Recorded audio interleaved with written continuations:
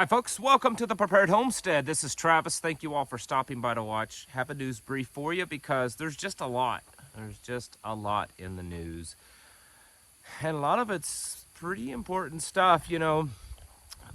Way back, not that long ago, when I would do these news briefs, sometimes it was a little hard to try to find stuff to talk about. Now it's just the opposite. There's just so much stuff in the news to cover. It's kind of takes me a little bit to kind of break it down and figure out what's the most important thing to talk about, because I just can't cover it all. Before I get started, I want to remind you or let you know that our local meeting that we have every month is scheduled for the end of this month on the 30th. That's the 30th of October. If you have been coming to our meetings or have been in the past, it is the same time in the same place. It's just on the 30th of October. Please come.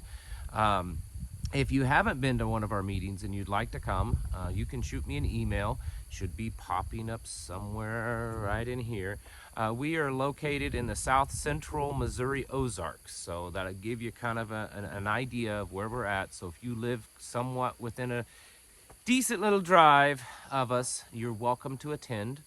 And it's a good event. Last month we had, I don't know, 250 people. Somewhere right in that neighborhood of 250, and that's pretty normal. And we have food, and it's very, very family friendly. There's a little kids area. They can do arts and crafts, and we have a free sharing table. People have, like, you know, leftover, you know, garden vegetables and clothes that don't fit them. We have a selling table area. There's tables set up for businesses, people that have little businesses or make things and they'd like to sell. We have a seed bank. There's a lot of stuff going on. It's a big event. So if you're interested in coming to one of our meetings, it's October 30th, and you can just shoot me an email and I'll get with you.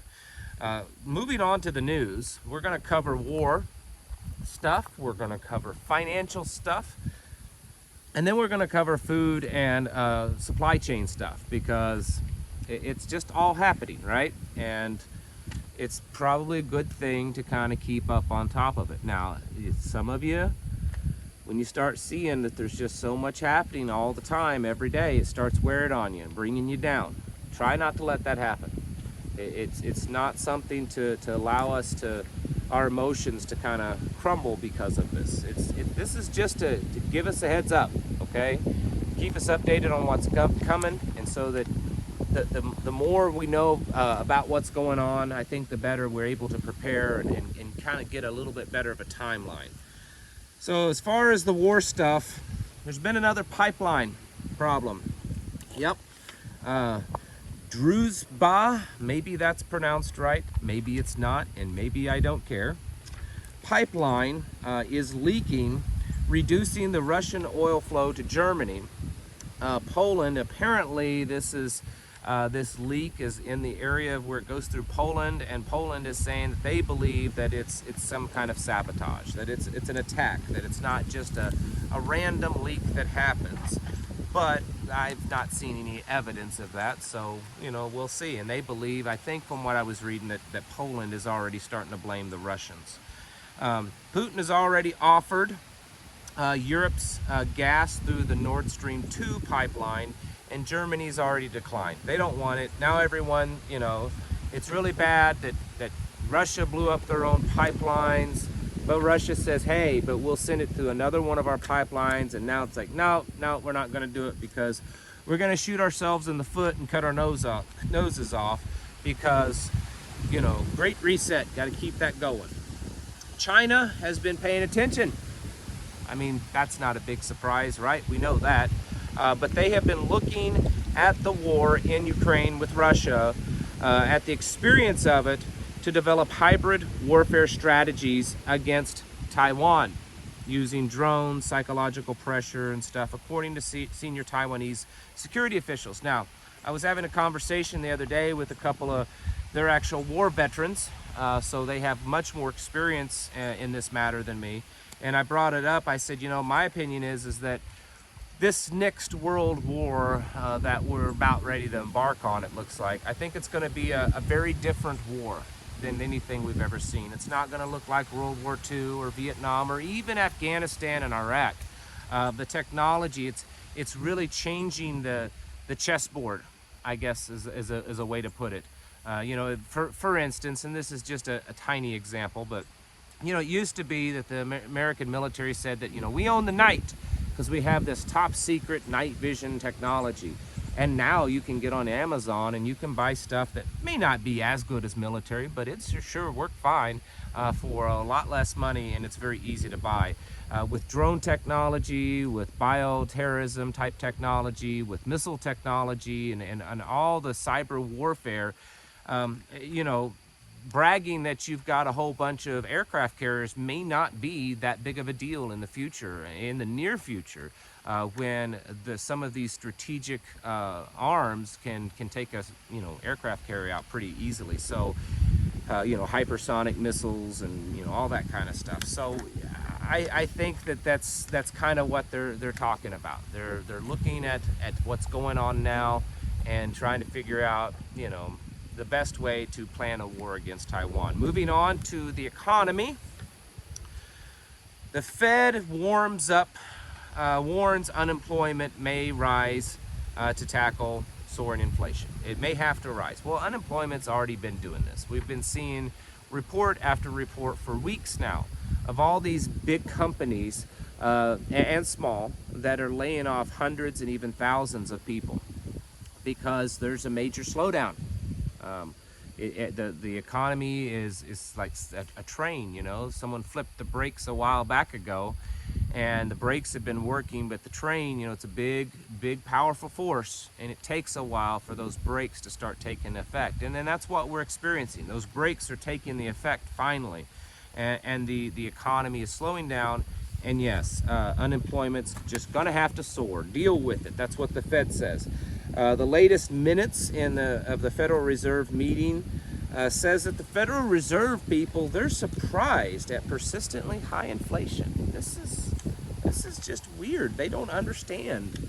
I mean, it's strange. Now, all joking aside, if this is true, and I'm not saying is it true, does it say it in the minutes? If it's true that the Board of Governors, trustees, or whatever at the Federal Reserve, if they truly are surprised, I mean, if that's honest, if they truly are surprised at the fact that we have persistently high inflation with everything that's happened recently in the last couple of years and for the last couple of decades, then we're in more trouble than I thought, because that means that the people running the Fed are really, really dumb people. I mean, I don't pretend to know a whole lot, especially when it comes to this. I certainly don't feel qualified at all to sit on the board of the Federal Reserve, and if I was, I still wouldn't do it. But anyway, that's beside the point.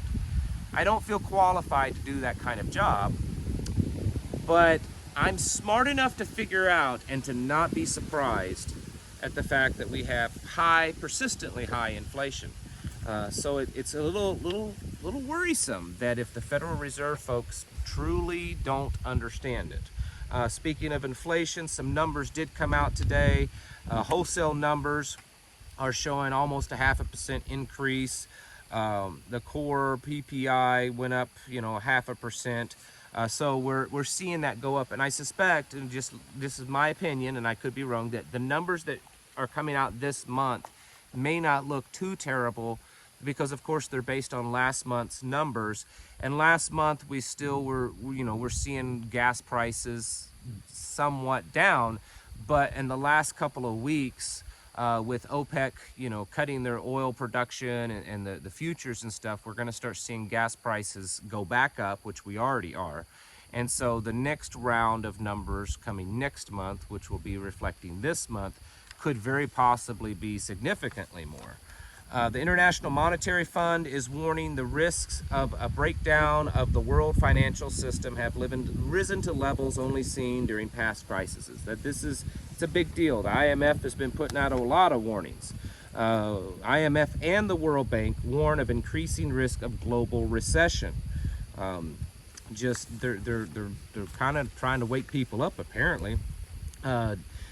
JP Morgan's CEO Jamie Dimon warns the U.S. is likely to tip into recession in 6 to 9 months. So if all these experts are saying, hey, recession is coming, and you and I, you know, the little common people are saying, recession's been here for a while, then that must mean that this recession that they're talking about, upcoming recession, is probably going to look more like a depression. Because for the average person, if we've been experiencing a recession for a few months now, whatever they're talking about that's coming at us in the near future is probably going to be pretty bad. The worst is yet to come. Speaking of that, IMF says 2023 will feel like a recession. Well, it feels like a recession right now. I mean, when I go to the grocery store and I put, that much food in the bottom of the basket and I pay $300 for it, or it costs me $80 to fill up, a tank of gas or something, that feels like a recession to me. And I'd say most of you, you're seeing, your housing costs, your utilities costs, everything has gone up, everything. That already feels like a recession. So what are they talking about? Well, to me, the only other option is they're trying to gently get everyone ready for a real depression, which is what a lot of people have already been warning about. Speaking of that, of these lot of people that are geniuses, I mean, really smart people, way, way above my intelligence level. I mean, I'm a hillbilly. I was born in the, Smoky Mountains, and I live in the Ozark Mountains. I'm just a hillbilly. Biden, speaking of smart people, admits that a slight recession could happen. It could happen, but he says, I don't anticipate it. And along with this, in this interview, he basically went on to say that, it's not going to be a big deal. People shouldn't worry about it. Move on, get over it, that kind of thing. Well, it's because he doesn't have to go to the grocery store and buy a gallon of milk and a dozen of eggs like you and I do. Well, I don't buy my milk or eggs from the grocery store, so I guess I couldn't say that either. But the point is, they either are so out of touch with reality because of their financial status and the fact that they don't intermingle with us little common peasant folks like us, or they're flat out lying. Because I'm not aware of any conservative, liberal, independent, or anything else that's saying, oh man, the economy's great right now. I mean, I don't notice it when I go to the store. No one's saying that. Everyone's saying the opposite. Everyone's talking about how bad it is and how much it's hurting our pocketbook. So for these, elites to say this kind of stuff, it's almost offensive. Sorry, one of my little note pages blew away. It's just almost offensive because we know what the truth is, because we live it every day. Shifting gears once again to food and supply chain. In case you forgot about it, folks, and we've talked about it on this channel for a year now pretty much, and warning you that if you thought the fertilizer prices and the repercussions of that this year were bad, whether you're buying hay for your livestock, or whether you're buying the fertilizer for hay or other crops, or you're buying other crops, and we saw increases of prices of everything, and a lot of it, not everything, but a lot of it was blamed on the fertilizer prices. Well, you ain't seen nothing yet, folks. It's just going to get worse. The fertilizer shortage isn't getting any better, okay? It's not any better. And it's going to drive prices even higher. This was an article that came out just a day or so ago. It's going to get worse, okay? So this is something that I've been telling you folks for a long time, that you think that this past summer was bad. That was the warm-up. This fall is when it's going to start really hurting, and it's already proven to be true. It's hurting a lot of people, hurting our pocketbooks. And by next spring and next summer, it's going to be pretty devastating for a lot of people. You need to be getting your houses in order, planting bigger gardens, more food, all that kind of stuff that you can produce and put away on your own, because it's going to get really pricey going to the grocery store. Another supply chain crisis is happening, and I talked about this, I don't know, maybe a week ago or so, but I wanted to go ahead and bring it up again because it's back in the news. It's not the front page of the news, but it's certainly something to be talking about, and that is this Mississippi River thing. This is at crisis levels. The Mississippi River, kind of like the Hank Williams Jr. song, it's going dry. climate stuff. It's going dry, and there are places, and there's videos of it, that it's, I mean, you can just about walk across the river from shore to shore, bank to bank. And I mean, I can't believe anyone who doesn't know this, but the Mississippi River is a major thoroughfare for goods. A lot of crops come down on barges, a lot of traffic going there. Mississippi River is very important. And it's causing transportation rates, hauling rates on barges to skyrocket because they can't get the stuff down. It's very limited. There's only a few spots, and they instead of multiple barges at the same time. And I've been across the Mississippi and on it so many times, and many of you have too, where you've seen lots of different barges all over the place. Well, there's places that maybe only one can get through, and it's so shallow that they need assistance, and they can't put a full load on the barge because it weights the barge down too much and it drags, so they can only carry just so much, a reduced amount. And it's piling up. The crops are piling up. So all the crops that we heard about this year that were like, well, there was some bad things, there was some negatives, but there was also some really good stuff with crops. Some of the crops, they weren't terrible. And they weren't amazing at all. None of them were really amazing because of droughts and stuff. But there were certain things with the crops that, certain areas and stuff that they weren't terrible, right? I heard a lot of that. Well, you're only talking about all the bad stuff that's going on with crops, the areas that are hitting really drought. There's other areas that's not doing terrible, and they're producing corn and wheat. Well, guess what, folks? All that corn and wheat, they put it in silos, and they have to move it. And a lot of the moving of it happens on the Mississippi River. A lot of it, okay? Not all, but a lot, and I mean a lot. And it's starting to pile up. How much of that stuff's going to go bad? I don't know. There are reports of thousands of barges filled, over 2,000. This article here from Bloomberg says it's over 2,000. I read another one that says that the number's closer to about 2,500. 2,500. So back when the whole cargo container ship problem out in California, I think at one point it peaked out at like 170, 180, maybe close to 200. This is 2,500 barges. 2,500 barges are stuck on the Mississippi River. They can't do it. Let's look at this number. I got this up here. Look at this. 589 million tons of goods a year is what goes up and down the Mississippi, and it's stuck. I was reading a few other things. It's talking about, I didn't find any solid numbers of the amount of crops, food and stuff that's just sitting there, but it talks about, hundreds, if not thousands, of what would fill, cargo or barges.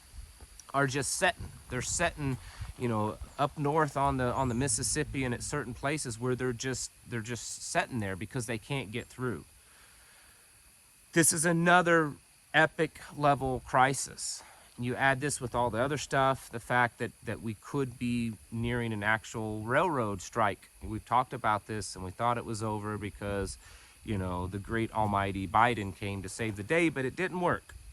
And the railroad workers have rejected that. And I heard today from a contact that I have that is a union employee, railroad worker, and he was telling me more details about what's really going on. And he says he doesn't know anyone that's willing to sign anything. That the companies, the railroad companies, are just not willing to compromise, and neither are the workers. He says, I'm very, very confident that we have a strike. Everyone. He says the workers, the union employees, the union representatives, everyone is all, they're just gearing up for it because they believe it's going to happen.